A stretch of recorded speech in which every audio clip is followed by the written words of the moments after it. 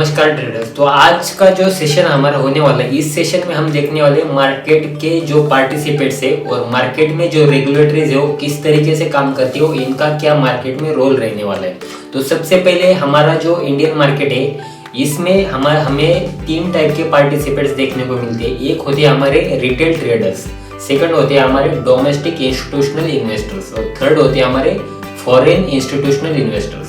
तो इसमें थोड़ा सा हम टाइप देखेंगे कि ये मतलब इनका क्या रोल होता है। तो सबसे पहला जो हमारा ग्रुप आता है रिटेल ट्रेडर। रिटेल कौन होते हैं? जो भी पब्लिक है, मतलब हमारे जैसे मैं हूँ, आप हो, जो मतलब छोटे क्राइटेरिया में इन्वेस्टमेंट करते हैं, उसे हम रिटेल ट्रेडर कहते हैं। तो नेक्स्ट है हमारे पास domestic institutional investor. Domestic institutional मतलब क्या कि जो हमारे इंस्टीट्यूशन का मतलब क्या है, जैसे कि हमारे पास LIC है, बैंक है, HDFC बैंक हो गई, स्टेट बैंक ऑफ इंडिया हो गई, ICICI बैंक हो गई। जितने भी इंडिया में बैंक्स है वो सारे बैंक्स को भी हम इंस्टीट्यूशनल कह सकते हैं। जितने भी म्यूचुअल फंड्स है उन म्यूचुअल फंड कंपनीज को भी हम इंस्टीट्यूशनल कह सकते हैं। जो जितने भी इंडिया में हेज फंड्स है उनको भी हम इंस्टीट्यूशनल इन्वेस्टर कह सकते हैं, डोमेस्टिक इंस्टीट्यूशनल।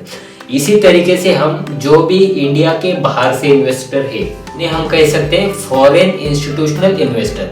तो जितने फॉरेन इंस्टीट्यूशन में कौन आ सकते हैं? फॉरेन बैंक्स आ सकती है, जैसे कि सिटी बैंक हो गई, फॉरेन बैंक्स आ सकती है, फॉरेन म्यूचुअल फंड्स कंपनीज आ सकती है, हेज फंड्स आ सकते हैं। जितने भी हेज फंड्स वगैरह इस टाइप के जितने भी इन्वेस्टर्स है वो सारे के सारे फॉरेन इंस्टीट्यूशनल इन्वेस्टर्स में आ सकते हैं। तो इतने टाइप्स के हमारे पास हो गए हमारे पार्टिसिपेट्स। ये तीन टाइप के पार्टिसिपेट्स होते हैं और इनमें सबसे ज्यादा इंपॉर्टेंट जो पार्टिसिपेट्स होता है वो है हमारा डोमेस्टिक इंस्टीट्यूशनल इन्वेस्टर और फॉरेन इंस्टीट्यूशनल इन्वेस्टर। इन दोनों पे पूरा हमारा मार्केट डिपेंड होता है।